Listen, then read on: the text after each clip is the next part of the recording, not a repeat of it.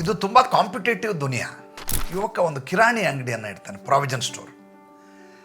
ಅದೇ ಬೀದಿಯಲ್ಲಿ ಇನ್ನೊಂದು ಬದಿಗೆ ಒಂದು ದೊಡ್ಡದಾದಂಥ ಪ್ರಾವಿಜನ್ ಸ್ಟೋರ್ ಇರುತ್ತೆ, ತುಂಬ ಒಳ್ಳೆಯ ವ್ಯಾಪಾರ. ಈ ಯುವಕ ಹೊಸದಾಗಿ ಅಂಗಡಿ ತೆಗೆದಿದ್ದಾನೆ. ಯಾರೇ ಗಿರಾಕಿ ಬಂದರೂ ಕೂಡ ಅತ್ಯಂತ ಪ್ರೀತಿಯಿಂದ ಸಾಮಾನು ಕೊಡ್ತಾ ಇರ್ತಾನೆ.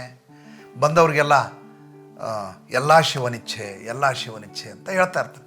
ಏನೇ ವಿಷಯ ಹೇಳಿದ್ರು ಎಲ್ಲ ಶಿವನಿಚ್ಛೆ. ನೋಡ್ತಾ ನೋಡ್ತಾ ಈತನ ಪರಮ ಭಕ್ತ, ಈತ ಶಿವನ ಭಕ್ತ, ಜನ ಈತನಿಗೆ ಆಕರ್ಷಿತರಾಗಿಬಿಡ್ತಾರೆ. ಬರುವಂಥ ಜನ ಎಲ್ಲ ಇವನ ಅಂಗಡಿಗೆ ವ್ಯಾಪಾರಕ್ಕೆ ಬರೋಕ್ಕೆ ಶುರು ಮಾಡಿಬಿಡ್ತಾರೆ. ಎದುರುಗಡೆ ದೊಡ್ಡ ಅಂಗಡಿ ಏನು ಅಣ್ಣ ತಮ್ಮ ಸೇರಿ ಭಾಳಷ್ಟು ವರ್ಷಗಳಿಂದ ನಡ್ಸ್ಕೊಂಡು ಬರ್ತಾಯಿದ್ರು, ಅಲ್ಲಿ ಗಿರಾಕಿಗಳ ಸಂಖ್ಯೆ ಕಡಿಮೆ ಆಗಲಿಕ್ಕೆ ಶುರು ಆಗ್ಬಿಡುತ್ತೆ. ಹೇಗಾದರೂ ಮಾಡಿ ಹೊಸ ಅಂಗಡಿಯನ್ನು ಬಂದ್ ಮಾಡಿಸ್ಬೇಕು, ಈತ ದಿವಾಳಿ ಆಗೋ ಹಾಗೆ ಮಾಡಬೇಕು ಅಂತ ಇವರು ಸಂಚು ಮಾಡಲಿಕ್ಕೆ ಶುರು ಮಾಡ್ತಾರೆ.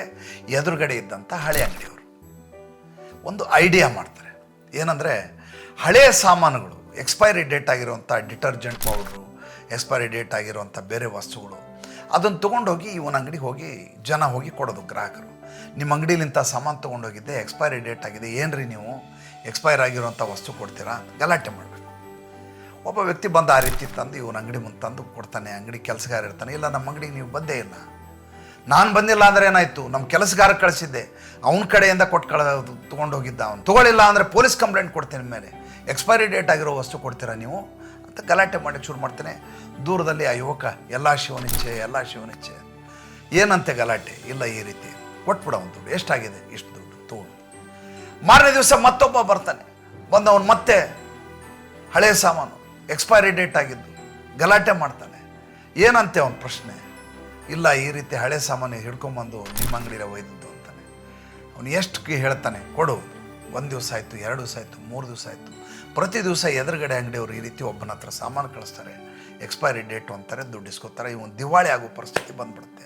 ಅಂಗಡಿ ಕೆಲಸಗಾರ ಹೇಳ್ತಾನೆ, ಅಲ್ಲ ಏನು ಮಾಡ್ತಾ ಇದ್ರಿ ಮಾಲೀಕರೇ ನೀವು, ಅಲ್ಲ ನಮ್ಗೆ ಗೊತ್ತು ಈತ ಸುಳ್ಳು ಹೇಳ್ತಾ ಇದ್ದಾನೆ, ವಂಚನೆ ಮಾಡ್ತಾ ಇದ್ದಾನೆ, ಇದರಿಂದ ಸಂಚಿದೆ ಅಂತ ಗೊತ್ತು, ಆದರೂ ನೀವು ಬಂದವ್ರಿಗೆ ಜಗಳ ಮಾಡಲಾರ ದುಡ್ಡು ಪಟ್ಟು ಕಳಿಸ್ತಾ ಇದ್ದೀರಿ, ನಮ್ಮ ಅಂಗಡಿ ಮುಳುಗಿ ಹೋಗುತ್ತೆ.